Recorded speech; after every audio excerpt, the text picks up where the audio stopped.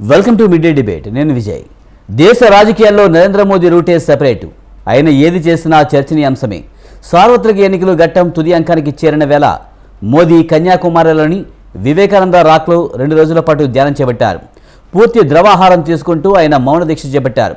చూడ్డానికి ఇది వ్యక్తిగతమే అయినా దీని ప్రకంపనలు మాత్రం దేశవ్యాప్తంగా ఉన్నాయి. సైలెంట్ పీరియడ్లో చేపట్టిన ఈ దీక్ష ఖచ్చితంగా ఓటర్లను ప్రభావితం చేయడమే అని కాంగ్రెస్ తీవ్ర అభ్యంతరం వ్యక్తం చేసింది. ఎలాంటి హడావుడి లేకుండా మౌన దీక్ష చేపట్టడం కూడా తప్పేనా అంటూ బీజేపీ నేతలు ఎదురుదాడికి దిగుతున్నారు. ఇంతకీ మోదీ దీక్ష దేనికి సంకేతం?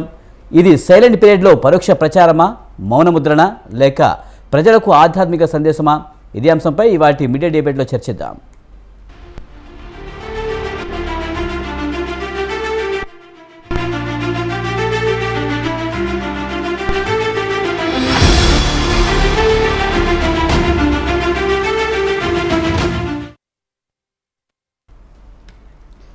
సార్వత్రిక ఎన్నికల ప్రచారం ముగిసిన నేపథ్యంలో మోడీ ధ్యానంలోకి అంటూ పెద్ద ఎత్తున కూడా ప్రచారం జరుగుతుంది. ఇది కోడ్ ఉల్లంఘించడమేనంటూ కాంగ్రెస్ తీవ్ర అభ్యంతరం చేస్తున్న పరిస్థితి ఉంది. ఇక ఇదే అంశంపై మనతో మాట్లాడేందుకు షేక్ సైదా గారు, ఏపీసీసీ రాష్ట్ర ప్రధాన కార్యదర్శి, అలాగే రేగిడి లక్ష్మణరావు గారు, వైసీపీ రాష్ట్ర నాయకులు మనతో ఉన్నారు. వారితో మాట్లాడదాం. సైదా గారు నమస్తే అండి.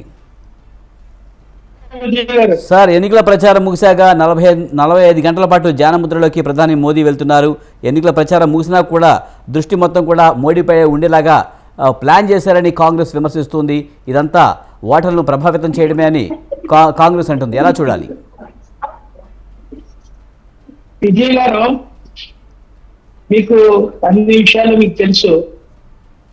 7 దశలుగా మన దేశానికి సంబంధించి సార్వత్రిక ఎన్నికలు జరుగుతా ఉన్నాయి.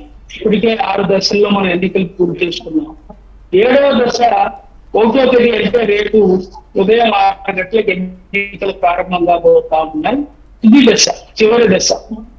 అయితే ఈ సందర్భంగా మరి ప్రధానమంత్రి మోడీ గారు ఎన్నికల కోడ్ అమల్లో ఉన్నప్పటికీ ఆయన ఒక దేశ ప్రధానిగా ఎన్నికల కోడ్ని ధిక్కరిస్తూ ఈరోజు కన్యాకుమారిలో మౌనముద్ర పేరుతోటి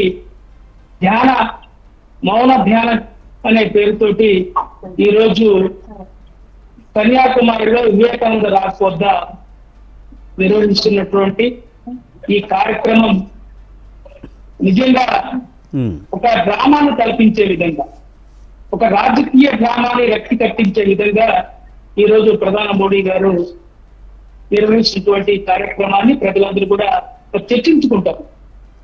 ఎందుకంటే ప్రధాని మోడీ గారు దాదాపు ఈ యొక్క 7 దశల పోలింగ్ లో 29 రాష్ట్రాల్లో విస్తృతంగా పర్యటించి దాదాపు 200 సభ్యుల్లో పాల్గొని ఆయన మాట్లాడాల్సినటువంటి మాటలన్నీ మాట్లాడారు.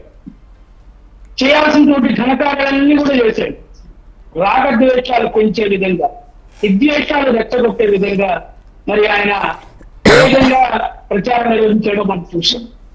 ఈ 10 సంవత్సరాల్లో ఆయన చేసినటువంటి ఒక అభివృద్ధి కార్యక్రమం కూడా చెప్పుకోవాల్సినటువంటి దుస్థితిలో ఉన్నటువంటి ప్రధానమంత్రి రాగద్వేషాలు రగిల్చే విధంగా మరి ముస్లింలు, హిందువులు, క్రిస్టియన్లు అనేటువంటి ఒక భావనని మొత్తం విద్వేషం రెచ్చగొట్టే విధంగా మాట్లాడుతూ అలాగే మనం చూసినట్లయితే మంగళసూత్ర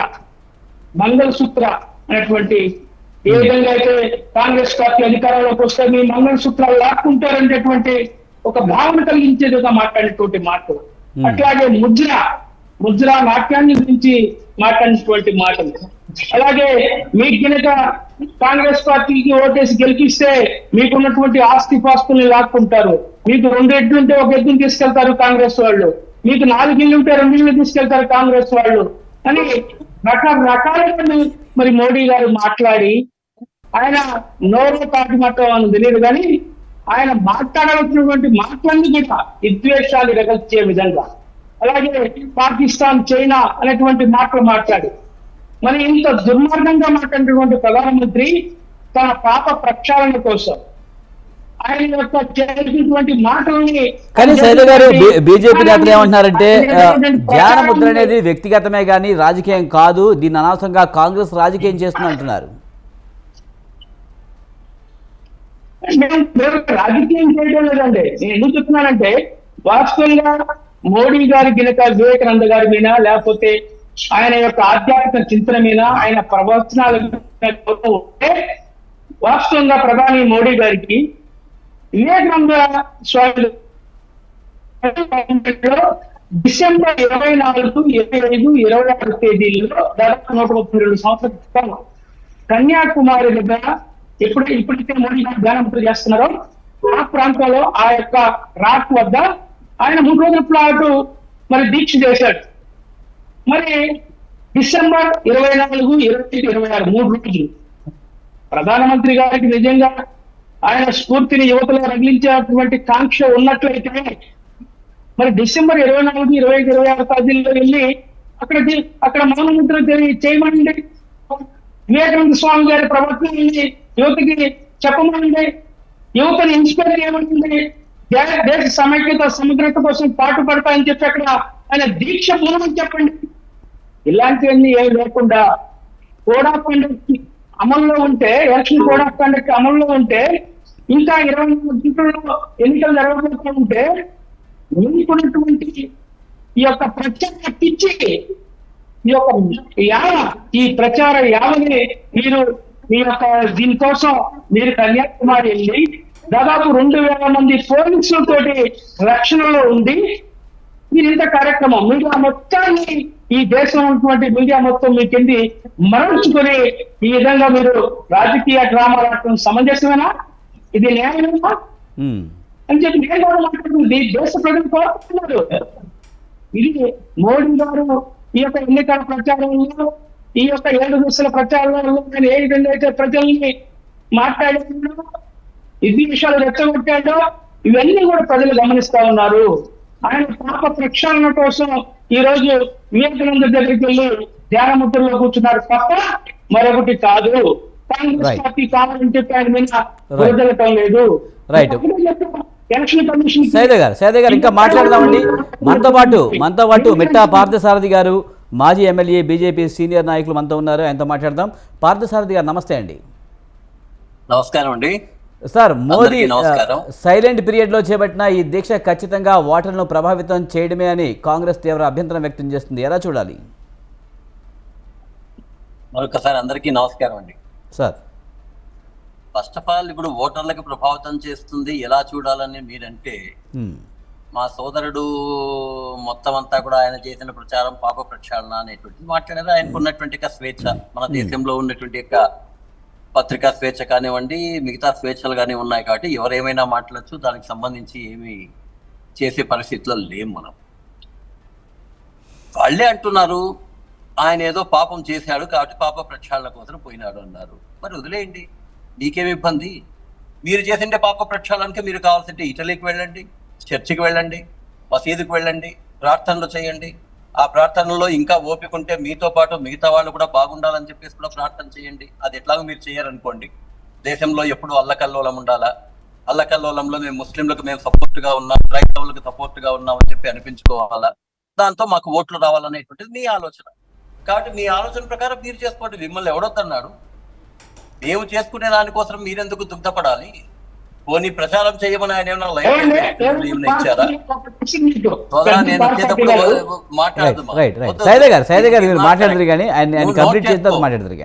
నువ్వు నోట్ చేసుకో, నువ్వు మాట్లాడు. సైదా గారు మీ వెర్షన్ మీరు చెప్పారు, ఆయన వెర్షన్ ఆయన చెప్పనేయండి. మీకేమన్నా పాయింట్స్ ఉంటే మీరు తర్వాత మాట్లాడదురు కానీ. రైట్ పార్థసారథి గారు సార్ కంటిన్యూ చేయండి. ఇప్పుడు ఒకటి ఏముంటుందంటే, దురదృష్టం ఏంటంటే ఆధ్యాత్మికత అనేటువంటిది తెలియనటువంటి వాళ్ళు ఈ దేశంలో ఉన్నారు. అది మన దేశం యొక్క కర్మ. మనం ఏం చేయలేము. ఒకప్పుడు ఈ యొక్క భారతదేశం అనేటువంటిది ప్రపంచానికి తక్షశిల, నలంద విశ్వవిద్యాలయాలతో జగద్గురువుగా నిలబడి ప్రపంచానికే మార్గదర్శకమైనటువంటి దేశం ఇది. అక్కడ అనేక వేల మంది, మీరందరూ అనుకుంటున్నారు తక్షశిలలో కేవలం బ్రాహ్మణులే ఉంటారని. ఆ రోజు బ్రాహ్మణత్వం అంటే ఎవరికి జ్ఞానం ఉందో వాడు వెళ్ళి చేసేటువంటిది బ్రాహ్మణత్వం, ఎవరికైతే శక్తి ఉందో వాడు చేసేటువంటిది క్షత్రియత్వం, ఎవరైతే వ్యవసాయం ఇవన్నీ చేస్తున్నారో వాళ్ళందరూ కూడా వ్యాపారం చేస్తారో వ్యాపారత్వం, మిగతా వాళ్ళతోని శూద్రతత్వం అన్నారు. ఏది తక్కువ కాదు. అటువంటి యొక్క తక్షశిలా నలంద ఉండేటువంటి యొక్క ఈ రాజ్యంలో దురదృష్టవశాత్తు అనేక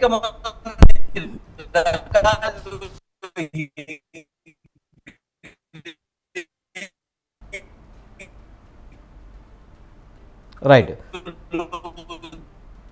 పార్థసారథి గారు మీ వాయిస్ రావడం లేదు, ఏదో ప్రాబ్లం ఉన్నట్టుంది. నిబంధన అయితే గమనించి ఉన్నది. ఓకే, ఏం లేదండి, ఇప్పుడు లేదా మీకు? ఇప్పుడు ఓకే మాట్లాడండి. అది లేని కారణంగా ఇట్లాంటి వాళ్ళకి ఈ మాటలన్నీ వస్తుంటాయి. కానీ ఏదైనా ఆధ్యాత్మికం రాజకీయం రెండు అంశాలు, కానీ రాజకీయాల్లోకి ఆధ్యాత్మికాన్ని తీసుకొచ్చి ప్రచారాలకు వాడుకుంటుంది, దాన్ని రాజకీయం చేస్తుందనే విమర్శలపై మీరేమంటారు? దీంట్లో రాజకీయం ఏంటండి? ప్రొద్దున్నే ఆయన పూజ చేస్తాడు, అది రాజకీయమా? ప్రొద్దున్నే ఆయన మసీదుకు పోతాడు, అది రాజకీయమా? దేవుని దగ్గరికి పోయేసేసి నమస్కారం చేసుకుని భగవంతుడా నేను ఈ ఎన్నికల్లో గెలవాలి అనుకుంటాడు, అది రాజకీయమా? ఎవడన్నీ మాట్లాడేటువంటిది అసలు అర్థం లేకుండా. పోనీ ఈయన ఈ రోజైనా నరేంద్ర మోడీ గారు వ్యక్తిగతంగా అనేక సందర్భాల్లో హిమాలయాల్లో కూడా ఉండి తన యొక్క జీవితంలో ఆధ్యాత్మిక అవసరం వెళ్ళిండేటువంటి వ్యక్తి. తర్వాత రాజకీయంగా భగవంతుడు ఈ రోజు ఈ దేశం యొక్క భవిష్యత్తు కోసం, ప్రపంచం యొక్క భవిష్యత్తు కోసం మోడీ గారిని పంపించారని చెప్పేసి మేము విశ్వసిస్తున్నాం. మీరు విశ్వసించకపోతే అది మీ ఇష్టం, మీ స్వేచ్ఛ. అది ఈ రోజు ఆయన చేసేటువంటి పనిలో ఏదైనా పొరపాటు ఉంటే దాన్ని ఖచ్చితంగా విమర్శించాల్సిందేటువంటిది. దీనికి ఏందండి విమర్శ? ఆయన పోయి ఆధ్యాత్మికంగా వాస్తవంగా ఈ 40 రోజుల పాటు విస్తృతంగా తిరిగారు, ఎవరు కూడా తిరగల. యువకుడు అనుకుంటున్నటువంటి రాహుల్ గాంధీ కూడా తిరగల. ముసలివాడు అనేటువంటి 73 ఏళ్ల వయసులో కూడా యువకుడు కన్నా కూడా 4 గింతలు ఎక్కువగా ఆయన మొత్తం తిరిగాడు. రైట్. పార్థసారథి గారు మీరు వాయిస్ కట్ అయినట్టు ఈ రోజు తన యొక్క ప్రశాంతత కోసం ఆయన ఉన్నాడు. ఇంకా దీంట్లో ఏంటంటే రైట్, వాయిస్ కట్ అవుతుందండి మీది, మళ్ళీ మీ దగ్గరికి వస్తాను. రైట్, మనతో పాటు రేగడి లక్ష్మణరావు గారు ఉన్నారు, వైసీపీ రాష్ట్ర నాయకులు, ఆయనతో కూడా మాట్లాడదాం. లక్ష్మణరావు గారు నమస్తే అండి. సార్, మోదీ మౌనంగా ప్రచారం చేస్తున్నారు అనే ఎన్నికల కోడ్ అమల్లో ఉన్నా కూడా మౌనంగా ప్రచారం చేస్తున్నారనే విమర్శలపై మీరే ఉంటారు? సార్, మీకు అలాగే ప్యానెల్లో ఉన్నటువంటి సభ్యులకి, స్వతంత్ర టీవీ వీక్షకులు, యాజమాన్యానికి హృదయపూర్వక నమస్కారం అండి. సార్, ఇప్పుడు ఎన్నికల కోడ్ ఉంది, అమల్లో ఉంది. మోడీ గారికి వాళ్ళకి అర్థమైపోయిందండి. ఎన్డీఏ కూటమికి ఏంటంటే అన్ని సర్వేలు ఇప్పటికి ఏ సర్వేలు అయితే వచ్చినాయో అన్ని సర్వేల్లో కూడా కనీసం 150 సీట్లు కూడా రావు. 150 సీట్లు కూడా మరి ఎన్డీఏ కూటమికి రావట్లేదని అన్ని సర్వేలు చెప్తూ ఉన్నాయి. సరే, ఆఖరి ప్రయత్నంగా ఏవైతే మరి మోడీ గారు నేను ఇంతకన్నా నేను ఏం చేయలేను, మరి ఏదో ఒక రకంగా ఓటర్లను ప్రభావితం చేయాలి, అదొక దేవుడి పేరు చెప్పు, శ్రీరాముడి పేరు చెప్పి, దేవుడి పేరు చెప్పి మరి దేశ రాజకీయాల శాసించే స్థాయికి మేము వెళ్తాం అని చెప్పి వీళ్ళు కూడా జై శ్రీరామ్ అంటారు. జై శ్రీరామ్ అంటే ఒక బీజేపీకి కాదు కదండి, అన్ని పార్టీ వాళ్ళు కూడా అందరూ కూడా జై శ్రీరామ్ అని నమ్మే వాళ్ళు ఉంటారు, భక్తులు ఉంటారు.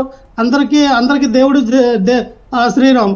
కానీ ఈ పేటెంట్ హక్కు బీజేపీ తీసుకుంటుంది. అలాగే ఈ రోజున స్వామి వివేకానంద దగ్గరికి వెళ్ళి ధ్యానం చేయడం 48 గంటలు, ఇవి కూడా చూస్తే ఎలా ఉంటాయంటే ఓటర్ని ప్రభావితం చేయడం, అంటే ఆధ్యాత్మికత అని చెప్పడం, మేము భక్తులు పరామర్శిస్తాం, మాకన్నా ఈ సాంప్రదాయాలు పాటించే వాళ్ళు ఎవరు ఉండరని జనాలకి మభ్య పెట్టడం అన్నమాట.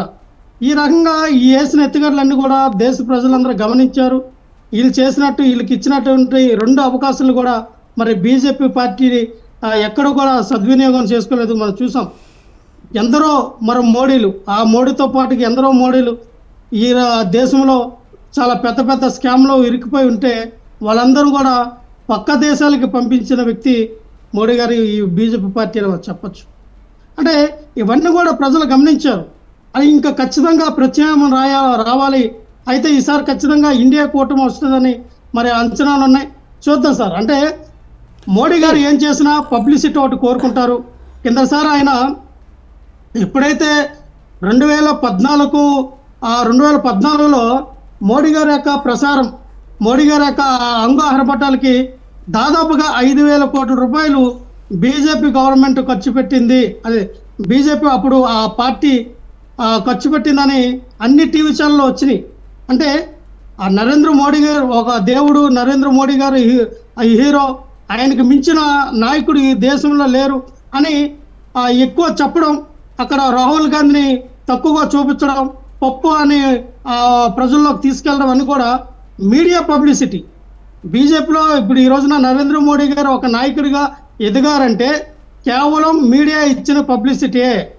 ఆయన ఎప్పుడైతే గుజరాత్కి 2 సార్లు 3 సార్లు మరి సీఎంగా ఉండేటువంటి వ్యక్తి మరి ఇంత ఈ స్థాయిలో పాపులారిటీ, ఈ స్థాయిలో మహానాయకుడిగా ఎదిగాడంత మాత్రం కేవలం మీడియా పబ్లిసిటీ. సో ఈ మీడియా పబ్లిసిటీ నిరంతరం కోరుకున్న వ్యక్తి ప్రధాని మోడీ గారు. సో ఇవన్నీ కూడా ఏంటంటే ఆయన ఇన్స్టాగ్రామ్లో పెడతారా, ఫేస్బుక్లో పెడతారా, ట్విట్టర్లో పెడతారా, ఏదో రకంగా ఆయన ప్రతిది కూడా చేసినట్టు పని, ఏదో చిన్న పని అయినా సరే పబ్లిసిటీ అవ్వాలి, వైరల్ అవ్వాలి, మనం తెలియాలి అన్నట్టుగా ఆయన ఉంటుందే తప్ప ప్రజలకి ఏం ఉపయోగపడుతుంది? ప్రధాని మోడీ ధ్యానం చేసినా లేకపోతే మౌనముద్ర వహించినా ఇది ఆనవాయితీగా వస్తుంది. 2019లో కూడా ఆయన వెళ్ళారు. ఇది మీరు ఓటర్లను ప్రభావితం చేయడం అనేది ఎందుకు అనుకుంటున్నారు? ఇది ఆనవాయితీగా వస్తుంది ఎందుకు అనుకోకూడదు? సార్ ఎన్నికలు కూడా ఉండేటప్పుడు ఇప్పుడే ఎందుకు చేయాలి మోడీ గారు? రేపొద్దున ఎన్నికలు అయిపోయిన తర్వాత చేయొచ్చు కదా. రేపు 4 తారీఖున కౌంటింగ్ అయిపోద్ది. ఆ రోజున సంవత్సరం మొత్తం కూడా ఒక గదిలో కూర్చొని ఆధ్యాత్మికం బోధించమని చెప్పండి, లేదంటే మోడీ గారిని ఒక బాబా అవతారం ఎత్తమని చెప్పండి. ఎవరొద్దన్నారు?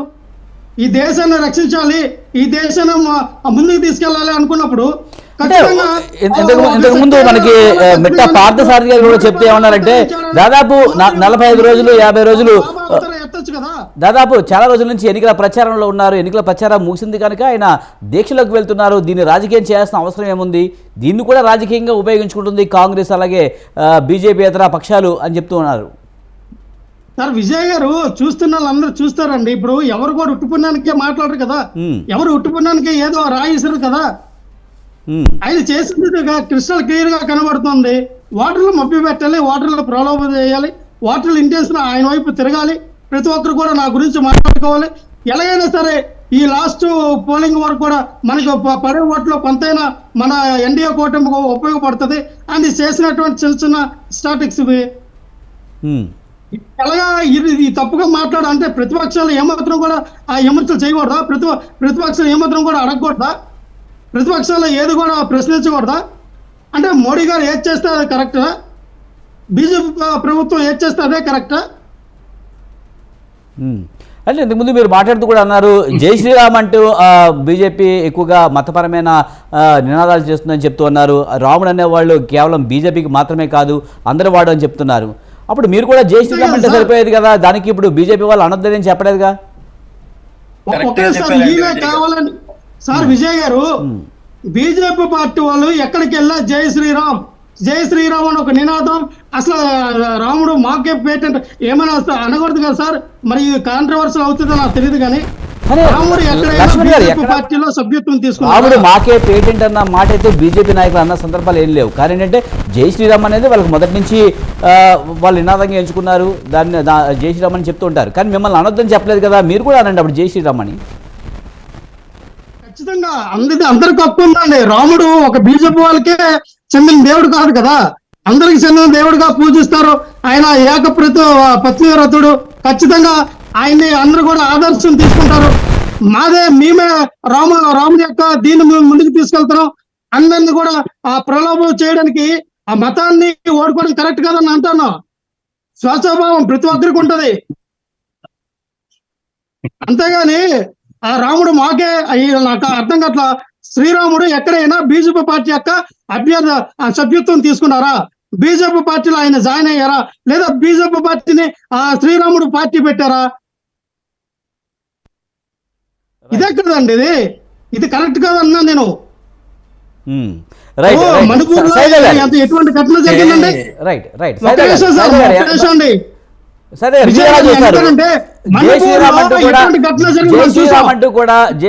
రాముడు మావాడు అన్నట్టుగా బీజేపీ రాజకీయాలు చేస్తుందని చెప్పి లక్ష్మణ్ గారు అంటున్నారు. మనం కూడా మాట్లాడడం మణిపూర్ లో జరిగిన ఘటన చూసాం. ఒక స్త్రీని మనం ఎలా కొలుస్తాం అంటే ఏ స్త్రీనైనా ఒక చెల్లెగా అమ్మగా మనం పూజిస్తాం. అటువంటిది ఆ ఆడబిడ్డల్ని బట్టలు ఇప్పి నడు రోడ్డు మీద తిప్పి అసభ్యంగా ప్రవర్తించిన కొడుకుల్ని ఒక్కొక్కడికి ఉరిశిక్ష చేయాలి కదా. ఎందుకు మరి బీజేపీ ప్రభుత్వం తీసుకోవాలా? ఎందుకు అక్కడ కఠినమైన చర్యలు తీసుకోవాలా? Right. ఆ జరిగిన 3 నెలలు 4 నెలల తర్వాత బయటకు వచ్చిన వీడియోలు ఎక్కడికి వెళ్తుంది సార్ భారతదేశం? మనం ఒక్క దగ్గరే కాదు కదా, ప్రతి దగ్గర కూడా.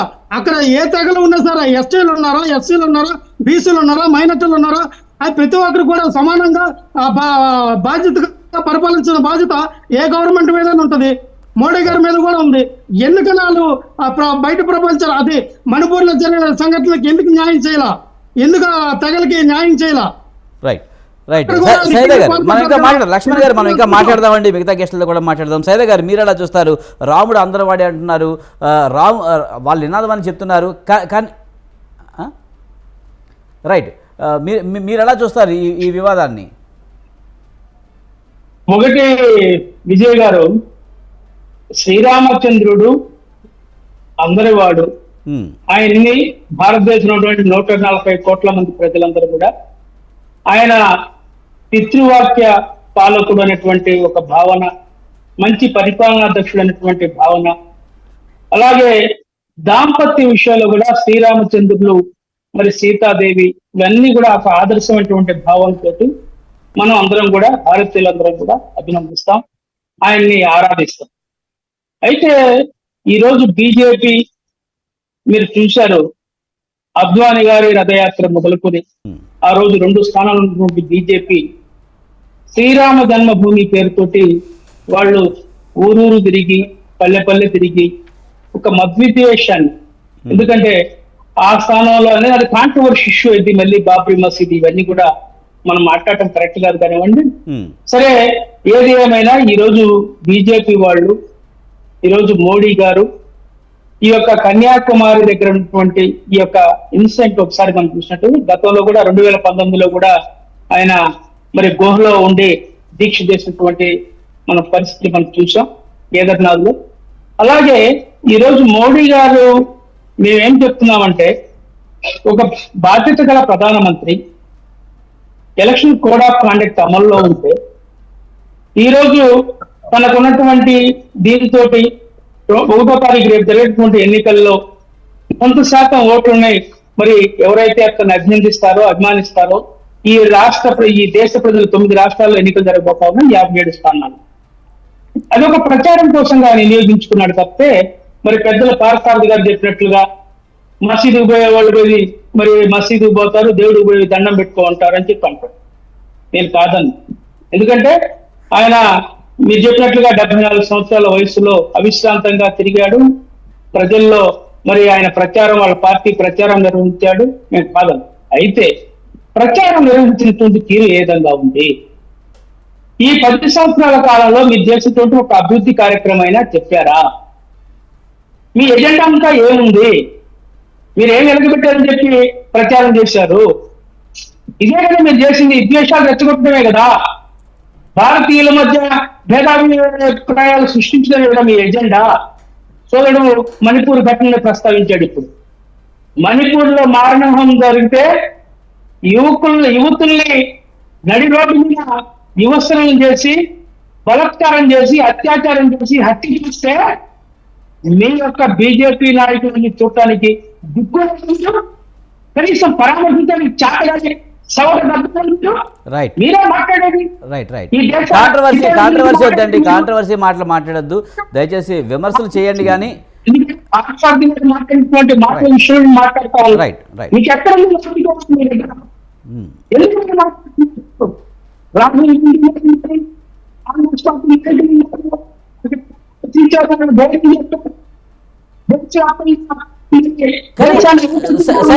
సైదా గారు ఒకటి, వాటరు ఇంకా 2 రోజులు ఉంది, 1 రోజు ముందు ఉంది. ఈ టైంలో ఆల్రెడీ వాటర్ ఒక ఫిక్స్ అయిపోయి ఉంటాడు, ఏ పార్టీకి ఓటేయాలని ఫిక్స్ అయిపోయి ఉంటాడు. జ్ఞానం చేస్తేనో లేకపోతే ఏదన్నా పూజలు చేస్తేనో నిజంగా వాటర్ మారిపోతారా చివరి నిమిషంలో? నేనేంటంటే ఒకటి మారిపోతారా అనేటువంటి విషయం పక్కన పెడితే, ఈరోజు ఇప్పటికే భారతీయులందరూ కూడా ఒక ఆలోచన చేశారు. మోడీని నమ్మి మనం ఓటేసాం, ఈ 10 సంవత్సరాలు ఈ దేశాన్ని పూర్తిగా సంకనాగిచ్చాడు, మళ్ళా ఆయనకి అధికారం ఇస్తే మనం ఈ దేశం పూర్తిగా నష్టాల పాలైనటువంటి పరిస్థితి పూర్తిగా అర్థమైపోయింది. ఇప్పటికే ప్రజలు మేల్కొన్నారు. ఈ రోజు నార్త్ ఇండియాలో నుండి ఎక్కడ కూడా బీజేపీకి స్థానాలు వచ్చేటువంటి పరిస్థితి కనిపించడంలో, యూపీలో మరి 82 స్థానాల్లో గతంలో ఉంటే 62 స్థానాలు పైగా ఆ రోజు మనం చూసాం, 77 స్థానాల దాకా వచ్చారు. ఈ రోజు 40 స్థానాలు పడిపోయేటువంటి పరిస్థితి వచ్చింది. అలాగే బీహార్ కానివ్వండి, మహారాష్ట్ర కానివ్వండి, ఉత్తరప్రదేశ్ కానివ్వండి, తర్వాత ఈ మధ్యప్రదేశ్ కానివ్వండి, హిమాచల్ ప్రదేశ్ కానివ్వండి, గుజరాత్ కానివ్వండి, ఈ విధంగా నార్త్ ఇండియాలో ఎక్కడ కూడా వాళ్ళకి మెజార్టీ సీట్లు వచ్చేటువంటి పరిస్థితి లేదు. అందుకనే ఈ రోజు దక్షిణ భారతదేశంలో ఎక్కువ టైం కేటాయించాలని ప్రచారం చేశాడు. అన్ని ప్రాంతీయ పార్టీలతో పొత్తు పెట్టుకొని, ఎందుకంటే ఏదో విధంగా అధికారం చేయించుకోవాలని చెప్పి రకరకాలైన మన మాటలు, ఆయన స్థాయికి దిగజారి ఒక దేశ ప్రధాని ఎంత హుందాగా వివరించాలండి, ఎంతకి ఆదర్శంగా ఉండాలా. అలాంటి వ్యక్తి ఈ రోజు ఒక గల్లీ స్థాయి నాయకుల్లాగా, ఈ రోజు దిగజారి మాట్లాడుతున్నారంటే భారత ప్రజాస్వామ్య మరి లక్షణాలు ఏమైపోతా ఉన్నాయి, భారత సత్సంప్రదాయాలు ఏమైపోతా ఉన్నాయి. ఈ రోజు బీజేపీ వాళ్ళు మాట్లాడితే మేము స్వదేశీ విద్యలు అంటారు, సత్సాంప్రదాయాలు అంటారు, భారతీయ అంటారు. ఎక్కడుంది మీ దగ్గర? మీరేం మాట్లాడుతున్నారు? ఎందుకు ఈ విషయం రెచ్చగొడుతున్నారు? కాంగ్రెస్ పార్టీ 5 సంవత్సరాలు ఈ దేశాన్ని పరిపాలించింది, ఈ రాష్ట్రాన్ని పరిపాలించింది. ఎప్పుడైనా విద్వేష రాజకీయాలు చేసిందా? ఎప్పుడైనా రాష్ట్ర ప్రజలు తీసుకొచ్చిందా? రైట్. సైదా గారు మనం ఇంకా మాట్లాడదామండి. మనం పార్థసారథి గారు కూడా మాట్లాడదాం. పార్థసారథి గారు, ముఖ్యంగా మోదీ ప్రధాని స్థాయికి తగ్గట్టు మాట్లాడలేదు, విద్వేషాలు రెచ్చగొడుతున్నారు, ఈ విద్వేష రాజకీయాలే చేస్తున్నారని విమర్శిస్తున్నారు. మీరు ఎలా చూస్తారు దీన్ని? విద్వేషం ఉండేటువంటి వాళ్ళకి దాంట్లో విద్వేషమే కనపడుతుందండి. వీళ్ళ మనసుల్లో జీవితం అంతా విద్వేషం ఉన్నప్పుడు వాళ్ళకి విద్వేషంగానే కనపడుతుంది. మాకు మంచి ఉంది కాబట్టి మాకు మంచి కనపడుతుంది. ఇక వాళ్ళు ప్రశ్న వేస్తున్నారు కాంగ్రెస్ తరఫున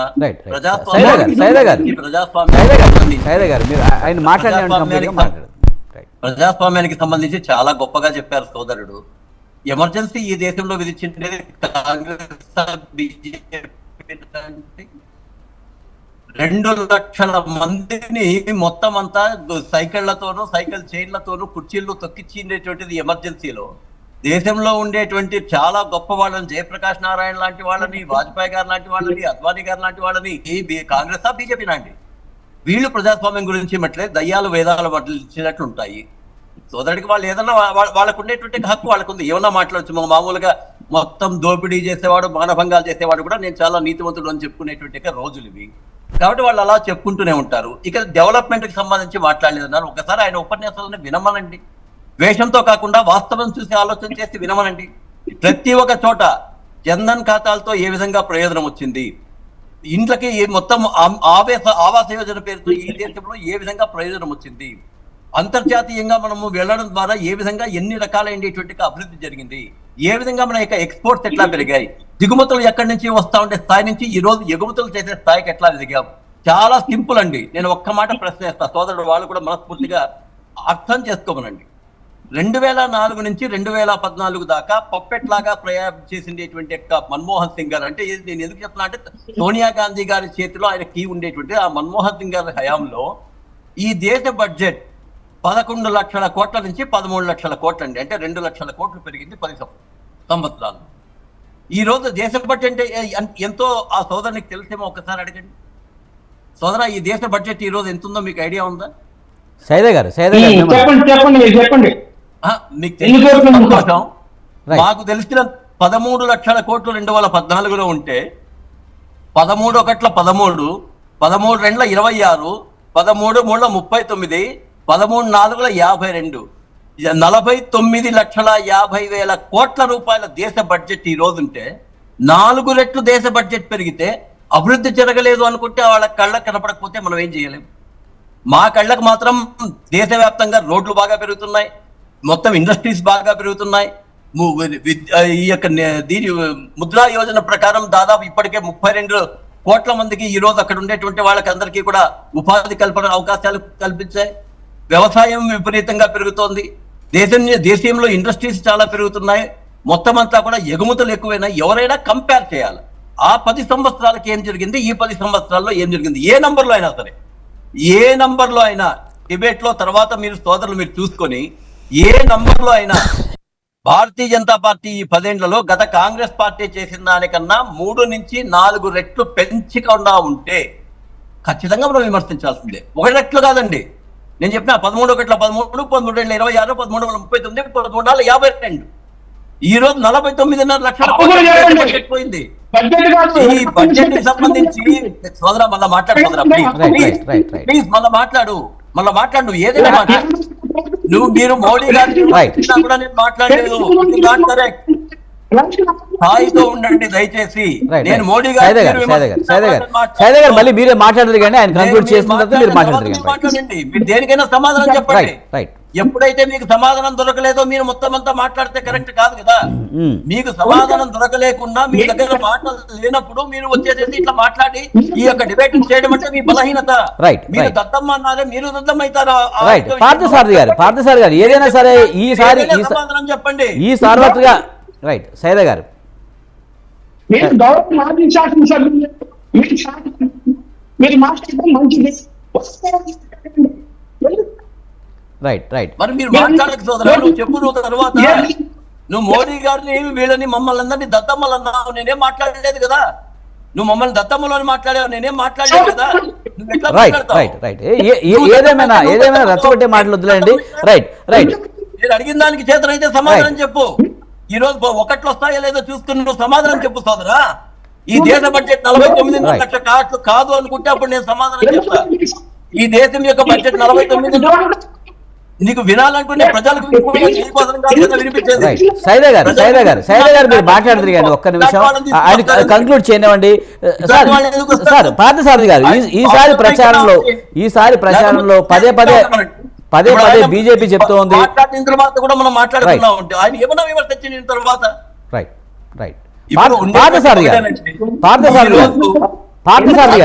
ఈ రోజు ఆధ్యాత్మికత అనేటువంటిది భారతదేశానికే కాదు ప్రపంచానికి కూడా అవసరం.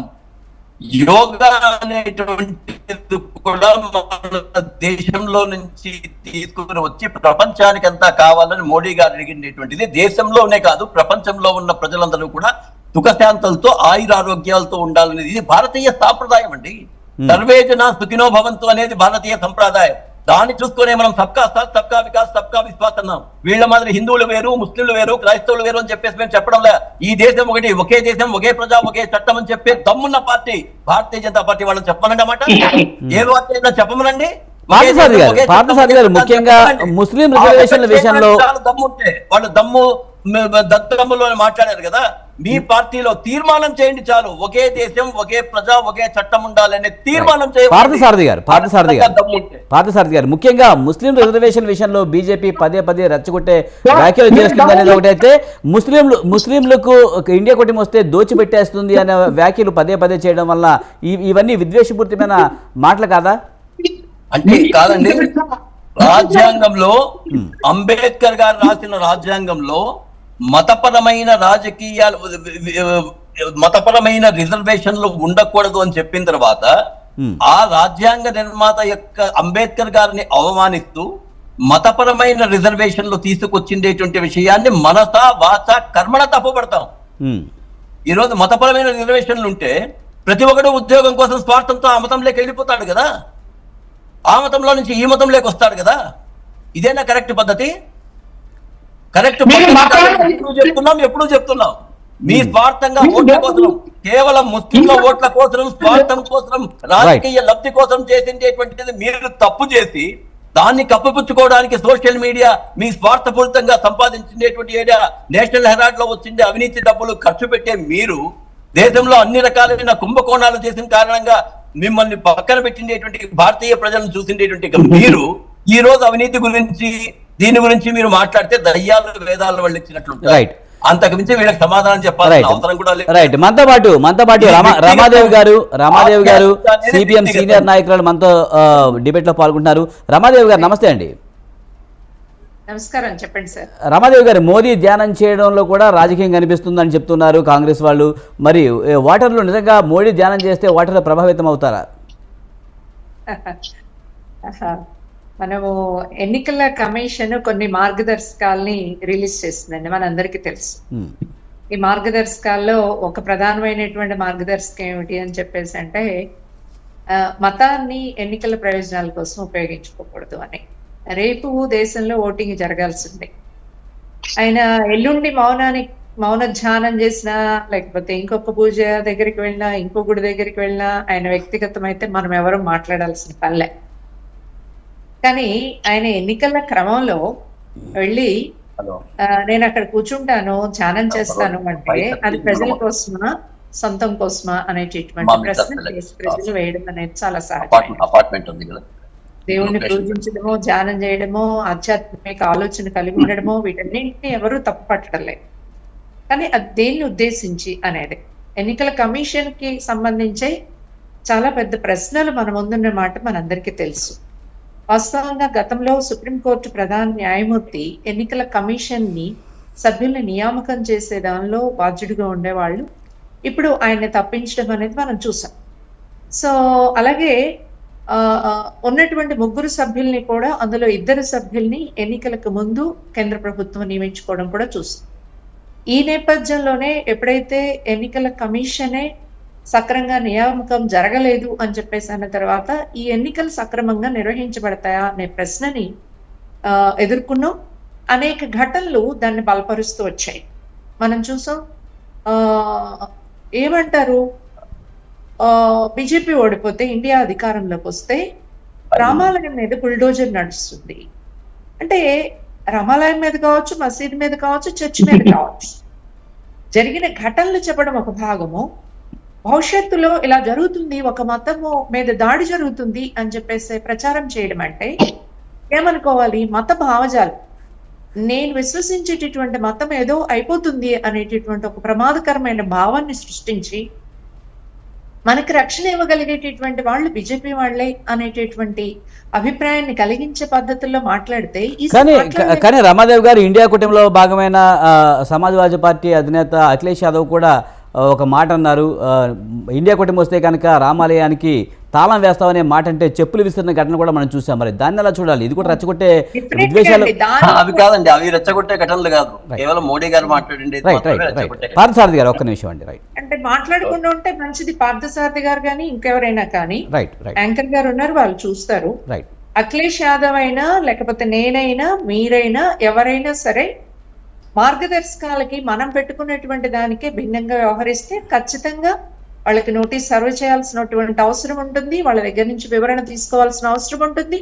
1కి 2 సార్లు ఆ రకంగా చేస్తే వాళ్ళని మాట్లాడకుండా కూడా బ్యాన్ చేయగలిగేటటువంటి అధికారం కూడా ఉంది. మనం ఇలాంటి ఘటనలు పదే పదే చూసినా ఏమొచ్చింది, ఈ రోజు ప్రతిపక్షాలకు ఇచ్చినంత వేగంగా మోడీకి నోటీస్ ఇవ్వాల, వాళ్ళ పార్టీకి ఇచ్చారు. ఎవరైతే మాట్లాడారో ఆ వ్యక్తికి ఇవ్వడం లేదు. అంటే దీన్ని బట్టి ఒక పక్షపాతం ఉంది అనేది.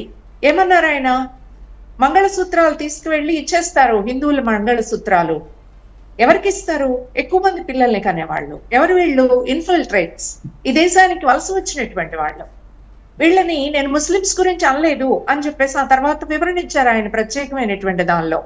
మీరు ముస్లిమ్స్ గురించి వివరణ ఇవ్వకపోతే హిందువుల మంగళసూత్రాలు తీసుకువెళ్తారు, హిందూ మహిళల మంగళసూత్రాలు అని చెప్పేసి సెంటిమెంట్ ఎందుకు తీసుకొచ్చారు? ఇట్లాంటి అనేక ప్రశ్నలు. నేను దేవుడికి పుట్టాను, ఇవన్నీ ఏ ప్రజల్ని ఆలోచించడానికి ఈ మాటలు మాట్లాడుతున్నారు అనేది ఈ దేశంలో ప్రజలందరూ ఆలోచించగలిగే శక్తి సంపన్నులు అంటే ఖచ్చితంగా ఆలోచిస్తారు. అందరూ అన్ని ఆలోచించకపోవచ్చు, కానీ ఒకదాని తర్వాత 2, 3, 4, 5 తప్పులు, శిశుపాలుడి తప్పుల గురించి మనం మాట్లాడుకుంటాం కదా. 100 తప్పుల వరకు శ్రీకృష్ణుడు సహించాడని మాట్లాడుకుంటాం.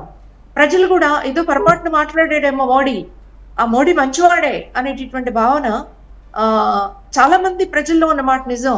2014లో ఈ దేశంలో మోడీని వాళ్ళు నమ్మినటువంటి దైవంగా భావించారు కాబట్టి ఓటు వేశారు, గెలిపించారు కూడా. కానీ 2019కి వచ్చేటప్పటికి 5 సంవత్సరాల అనుభవంలో మోడీ గారు చెప్తున్న మాటలు వేరు, బీజేపీ చెప్తున్న మాటలు వేరు, RSS చెప్తున్న మాటలు వేరు, చేస్తున్నటువంటి పనులు వేరు అని చెప్పేసి ఇటువంటిది అర్థం చేసుకున్నారు. ఇప్పటికీ ఇంకొక 5 సంవత్సరాలు గడిచిన తర్వాత ఒకవైపు మోడీని దేవుళ్లాగా భావించే వాళ్ళు లేరా అని చెప్పేసి అంటే ఉన్నారు. అలా మన బ్రెయిన్ వాష్ చేయడానికి కావాల్సినన్ని అంశాలని ఈ దేశంలో విస్తృతంగా ప్రచారంలోకి తీసుకురావడానికి ఈరోజు ఎలక్టోరల్ బాండ్స్ ద్వారా సేకరించినటువంటి డబ్బులు కానీ, లేదు ఈడీని సిబిఐని ఉపయోగించి పరిశ్రమల నుంచి తీసుకొచ్చుకున్న డబ్బుతో కానీ విస్తారంగా మీడియాని కంట్రోల్ చేయగలుగుతున్నారు అనేది మనం చూసాం. సోషల్ మీడియాని కంట్రోల్ చేయగలుగుతున్నారు అనేది మనం చూసాం.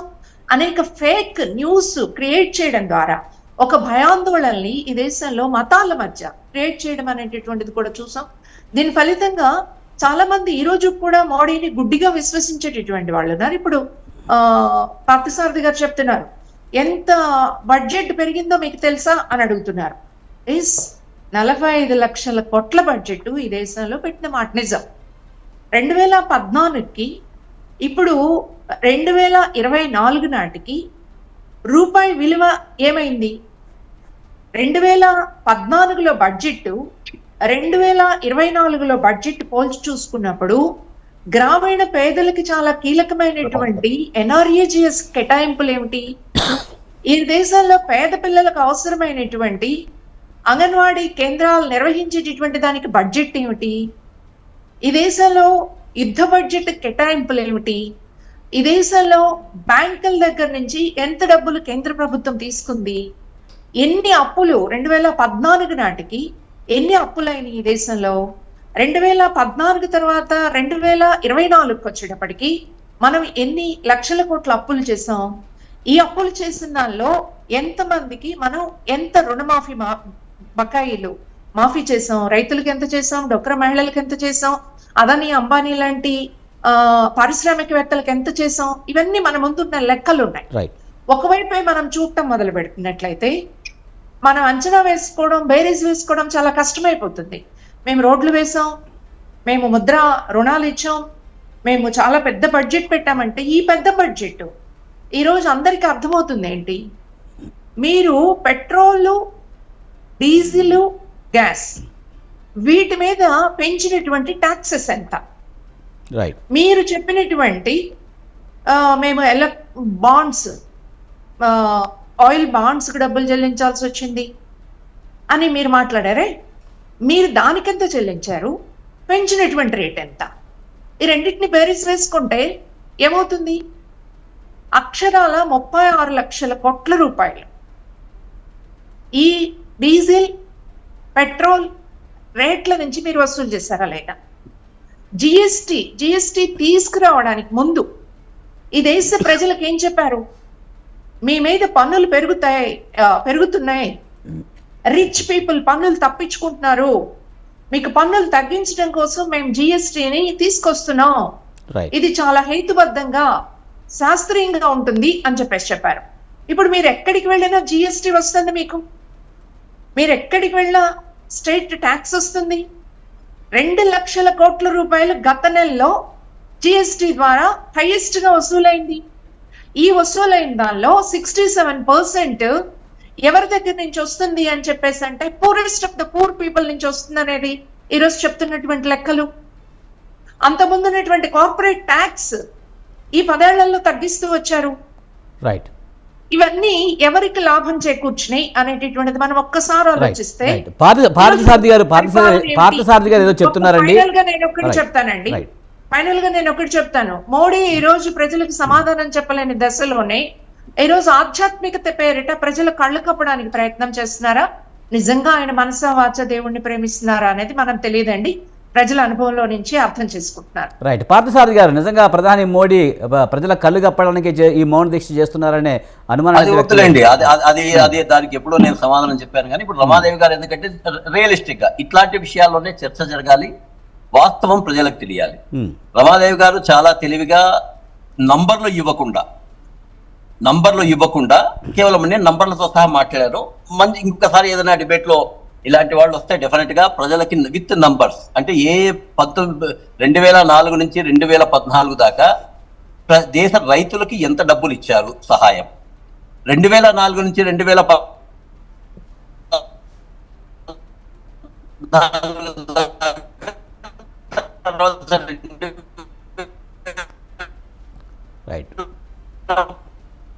పార్థసారథి గారు, మీ వాయిస్ రావడం లేదండి, సిగ్నల్ లేనట్టుంది. రైట్. లక్ష్మణరావు గారు మీరు ఎలా చూస్తారు? ముఖ్యంగా ఎన్నికల ప్రచారంలో మోదీ అనేక సార్లు అయితే కోడ్ ఉల్లంఘించారని చెప్తున్నారు. మరి కోడ్ ఉల్లంఘనలో ప్రతిపక్షాల మీద తీసుకున్న చర్యలు అధికార పక్షం మీద ఎందుకు తీసుకోలేదనే విమర్శలు అయితే ఉన్నాయి. దీనిపై మీరు ఎలా స్పందిస్తారు లక్ష్మణరావు గారు? రైట్, పార్థసారథి గారు మీ వాయిస్ రావడం లేదండి, ఒక్క నిమిషం అండి, మీ వాయిస్ రావడం కట్ అవుతుందండి. విజయ్ గారు, 2014 దాకా ఇవే రైట్ రైట్ మీ వాయిస్ కట్ అవుతూ ఉందండి పార్థసారథి గారు, మధ్య మధ్యలో కట్ల కింద వస్తుంది. లక్ష్మణరావు గారు విజయ్ గారు, ఇప్పుడు ప్రతిపక్షాలు అయితే ఖచ్చితంగా వాళ్ళకి ఎన్నికల కమిషన్ వాళ్ళకి మెమో ఇస్తుంది, వాళ్ళ మీద కేసులు పెడతారు, వాళ్ళ మీద వేస్తున్నారు ఖచ్చితంగా. దీనికి ఎందుకు మీరు ఎన్నికల కోడ్ని ఎందుకు ఉల్లంఘించారు, దానికి కారణాలు ఏంటి అని చెప్పి వాళ్ళకు మెమో ఇవ్వడం జరుగుతూ ఉంటుంది. మరి అధికార పక్షాన్ని ఎందుకు మరి ఉన్నటువంటి బీజేపీ నాయకుల పైన ఎందుకంటే కేసులు పెట్టట్లా, ఎన్డీఏ కూటమిలో ఉన్నటువంటి నాయకుల మీద ఎందుకు కేసులు పెట్టట్లా? ఈరోజు చూస్తే ఒక మన ఆంధ్రప్రదేశ్లోనే స్వయంగా జరిగింది కదా. ఈ రోజున ఇదే ఎన్డీఏ కూటమి ఎలక్షన్ కమిషన్ని ఏ రకంగా ప్రలోభం గురి చేసిందో, లేదా ఏగా పార్షియాలిటీ చూపించాలని ఈ రోజున వైఎస్ఆర్ పార్టీని ఒక పావుగా చూపించి ఏం చేశారండి? ఎక్కడ పడితే అక్కడ దాడులు జరగడానికి కారణం ఎవరండి? ఎలక్షన్ కమిషన్ కాదా? ఈ ఎన్డీఏ కూటమి కాదా? ఎప్పుడైతే ఎన్డీఏ కూటమి బీజేపీ, టీడీపీ, జనసేన పార్టీ వీళ్ళందరూ కూడా ఏకమై జగన్మోహన్ రెడ్డి గారిని ఎదుర్కోవాలి, జగన్మోహన్ రెడ్డి గారిని ఎదుర్కోవాలంటే ఖచ్చితంగా కూటమి రావాలి, ఖచ్చితంగా మనం అల్లరి సృష్టించాలంటే బీజేపీ సపోర్ట్ కావాలి. వీళ్ళేమో ఎస్పీలని, డిఎస్పీలని, సిఐని, ఎస్ఐలు అందరినీ మార్చేస్తారు. వాళ్ళందరూ కూడా ఈ ఆఖరికి ఈసీ కూడా వాళ్ళకి ఈసీ ఎక్కడైనా స్వయం ప్రతిపత్తగా పనిచేసిన ఈసీ కూడా ఆఖరికి బీజేపీ చెప్పిన మాట వింటుందంటే చాలా విడ్డూరంగా ఉంది సార్. భారత రాజ్యాంగంలో ఉన్నటువంటి ఒక ముఖ్యమైన వ్యవస్థల్లో ఎలక్షన్ కమిషన్ ఒకటి, న్యాయ వ్యవస్థ ఒకటి. కానీ ఏదేమైనా అధికారులను మారిస్తే గెలుపోవడంలో ప్రభావితం అవుతాయా? ముఖ్యంగా ఓటర్లు కదా నిర్ణయించేది. సార్ విజయ్ గారు, ఓటర్లే నిర్ణయిస్తారండి, కానీ రిగ్గింగ్ చేసుకోవడానికో లేదా ఈ రోజు నిన్నటి నుంచి జరుగుతూ ఉంది పోస్టల్ బ్యాలెట్ లో కూడా ఎవరైతే ఉద్యోగస్తులు ఉన్నారో 5,39,189 ఓట్లు ఉన్నటువంటి మరి ఉద్యోగస్తుల ఓట్లు 1,30,000 పోలీసు వ్యవస్థ ఉంది, 1,60,000 రెవెన్యూ ఉన్నాయి, అలాగే చూస్తే సచివాలయ వ్యవస్థ ఒక 50,000 ఉన్నాయి. వీళ్ళందరూ కూడా అలాగే వృద్ధులు, వికలాంగులు వీళ్ళందరూ చూసుకుంటే దాదాపుగా వాళ్ళు కూడా ఒక 50,000 ఓట్లు. అంటే ఈ ఓట్లన్నింటి మీద కూడా ఆర్ఓ సంతకం ఆపైనా పర్లేదు, వీళ్ళు స్టాంప్ అయిపోయినా పర్లేదు, గెజిటెడ్ ఆఫీసర్ సంతకం ఆపైనా పర్లేదు, దానికి సీల్ అయిపోయినా పర్లేదు, ఖచ్చితంగా ఓట్ను మీరు ఓకే చేసేయండి అని చెప్తే ఎలా? అది ఏ రకంగా అసలు వచ్చిన వ్యక్తి ఎవరు? గవర్నమెంట్ ఉద్యోగం వచ్చాడా, ప్రైవేట్ ఉద్యోగం వచ్చాడా, పోలీసు వ్యవస్థకి సంబంధించిన వ్యక్త, సచివాలయానికి సంబంధించిన వ్యక్త, రెవెన్యూ సంబంధించిన వ్యక్త, అసలు ఎవరు? ఆ డిసిగ్రేషన్ ఏంటి? ఆయన సంతకం ఏంటి? ఏవో తీసుకోకుండానే మీరు ఓటేసి వెళ్ళిపోండి అంటే, బ్యాలెట్ పేపర్ ఇచ్చి బ్యాలెట్ పేపర్ మీరు మీ ఓటుని నమోదు చేసి వెళ్ళిపోండి అంటే ఇక్కడ దొంగతనం కనబడుతుందో కదా. దేశం మొత్తం మీద ఒక నిబంధనలు ఉంటే ఆంధ్రప్రదేశ్ లోనే కొత్త నిబంధనలు తీసుకొచ్చారు వీళ్ళు. ఇదేమో మాకేమో మెమోలు పంపిస్తూ ఉన్నారు. మేము హైకోర్టుకి వెళ్ళి లంచ్ మోసం వేస్తే ఇదే కేంద్ర ఎన్నికల సంఘం ఆ మెమోని వెనక్కి తీసుకుంది. దీని వెనకంత మతలబ్ ఏంటి అంటే, కేంద్ర ఎన్నికల సంఘం అయినా రాష్ట్ర ఎన్నికల సంఘాలైనా ఇవన్నీ కూడా ప్రజెంట్ రాజకీయ నాయకులకి ఏ రకంగా కావాలంటే ఆ రకంగా వీళ్ళేమైనా చేస్తూ ఉన్నారా? అంటే ఈ ఎన్నికల కమిషన్ నిలబెట్టేది కూడా రాజకీయ పార్టీలే కాబట్టి ఆ స్వామి భక్తినో లేదా మనల్ని నిలబెట్టారు కదా, మనకి సీఈఓగా ఈసీ కమిషన్ గా మనకి బాధ్యతలు అప్పచెప్పారు కదా అని వీళ్ళేమైనా వ్యక్తిగత పూజ చేస్తూ ఉన్నారా లేదా స్వామి భక్తిని ప్రదర్శిస్తున్నారా అర్థం కావట్లా. రైట్ లక్ష్మణ్ గారు, మనం ఇంకా మాట్లాడదామండి, మనకి టైం తక్కువ ఉంది. టైం తక్కువ ఉంది. సైదా గారు సార్ మాట్లాడదాం సార్. సైదా గారు రైట్, చెప్పండి. అంటే నన్ను మాట్లాడమంటారా? మాట్లాడండి సార్, మాట్లాడండి. మొదలో కట్ అయింది కదండి. నేను ఒకటే చెప్తున్నానండి, గతంలో కంటే కూడా పన్నులు ఎక్కడైనా 1% పెరిగి ఉన్నా రమాదేవి గారు చెప్పినటువంటి దాన్ని మనం ఖచ్చితంగా యాక్సెప్ట్ చేయాలి. ఎక్కడ కూడా పన్నుల శాతం లేదు. గతంలో చెక్ పోస్టులు పెట్టి రాజకీయ నాయకులు, ఉద్యోగస్తులు, వ్యాపారస్తులు అందరూ కూడా కుమ్మక్కై దేశ ఖజానాకు రావాల్సిందేటువంటిది వాళ్ళ సొంత ఆస్తి పోతుంది కాబట్టి లక్షల కోట్ల రూపాయలు బ్లాక్ మనీ ఉండేది. ఈ రోజు నిజంగా అట్లాంటిది చేసుకోవాలనుకుంటే అదే పద్ధతిని కంటిన్యూ చేసి మేము కూడా సంపాదించుకోవచ్చు, బీజేపీ వాళ్ళు కానీ ఇంకొకటి కానీ. చెక్ పోస్టులే అవసరం లేనటువంటి ఒక మంచి జిఎస్టీ విధానాన్ని తీసుకొచ్చి పన్నులు వస్తున్నాయంటే పెట్రోల్ నుంచి పన్నులు రాని, ఇంకో పన్నులు రాని నరేంద్ర మోడీ గారు జేబులోకి పోతున్నాయండి. దేశం యొక్క ఖజానా కదా వస్తుండేది. ఆ ఖజానా నుంచినే కదా ఈ రోజు దేశ బడ్జెట్ అంతా పెరిగిండేటువంటిది. అట్లా దేశ బడ్జెట్ పెంచినా కూడా విమర్శించేటువంటి యొక్క కర్మ నాకే ఇది నేను ఎప్పుడు చూడలేదండి. దేశ బడ్జెట్ లో పన్నులు సక్రమంగా వసూలు చేసి దేశ ఖజానాను పెంచి దాంతో నీకు అభివృద్ధి చేస్తామంటే దాన్ని కూడా విమర్శించేటువంటి యొక్క స్థాయి ఇది. Really it is very bad అండి. చాలా అసలు అసహించుకోవాల్సినటువంటి పరిస్థితి. ఇక్కడ మోడీ గారి జేబులోకి వెళ్తా ఉంటే డెఫినెట్ గా మనం విమర్శించాలి. ప్రజల ఖజానాకు వచ్చేటువంటి డబ్బులు కూడా విమర్శ ఏంటండి? రైతులకు ఇప్పటిదాకా డీబీటీ, డైరెక్ట్ బెనిఫిట్ ట్రాన్స్ఫర్ ఎవరు తెచ్చారండి? సాక్షాత్తు రాజీవ్ గాంధీ మేము ఇక్కడ కేంద్రంలో 100 రూపాయలు ఇస్తే 15 రూపాయలు కిందికి చేరుతోంది అంటున్నాడు. ఈ రోజు కేంద్రంలో 100 రూపాయలు ఇస్తే 100 రూపాయలు ప్రజలకు చేరే విధంగా డీబీటీ తీసుకొచ్చిండేది ఎవరండి? కాంగ్రెస్ తెచ్చిందా, బీజేపీ తెచ్చిందా? ఎక్కడైనా సరే నీతివంతంగా పరిపాలన చేస్తున్నారు. 14 సంవత్సరాలు ముఖ్యమంత్రిగా, 10 సంవత్సరాలు నరేంద్ర మోడీ గారు ఉన్నప్పుడు వీళ్ళు చేసేటువంటి యొక్క ప్రచారాలు, తప్పుడు ప్రచారాలు ఎంతసేపు అయినా ఆయన ఇట్లా ధ్యానం చేస్తున్నాడు, ఈయన యోగా చేస్తున్నాడు, ఇట్లాంటివి చెప్తారు తప్ప ఒక్క అవినీతి ఆరోపణ ఎక్కడైనా ఉందా? 24 సంవత్సరాలు ముఖ్యమంత్రిగా ఉన్న అదే యొక్క రాహుల్ గాంధీ మీద కానీ, నేషనల్ హెరాల్డ్ సోనియా గాంధీ మీద కానీ, నెహ్రూ గారి మీద కానీ, ఇందిరాగాంధీ మీద కానీ, ఎమర్జెన్సీ పెట్టిండే విషయంలో కానీ ఎన్ని రకాలైన ఆరోపణలు ఉన్నాయి వాళ్ళ మీద? రైట్ సైదా గారు ముఖ్యంగా మోదీ జ్ఞానముద్ర దగ్గర నుంచి ఎన్నికల ప్రచారంలో ప్రతి అంశాన్ని సమర్థవంతంగా ఉపయోగించుకుంటుంది.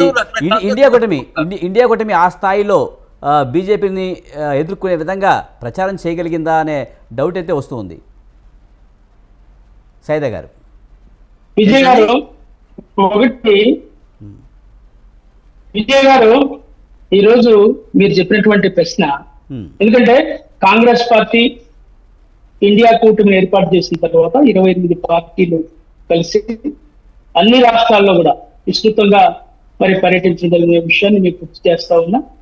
రాహుల్ గాంధీ గారు స్వయంగా ఒక 100 సభల్లో, అలాగే ప్రియాంక గారు మరొక 100 సభల్లో, మల్లికార్జున ఖార్గే గారు కూడా 150 సభల్లో పైగా మరి మాట్లాడటం జరిగింది.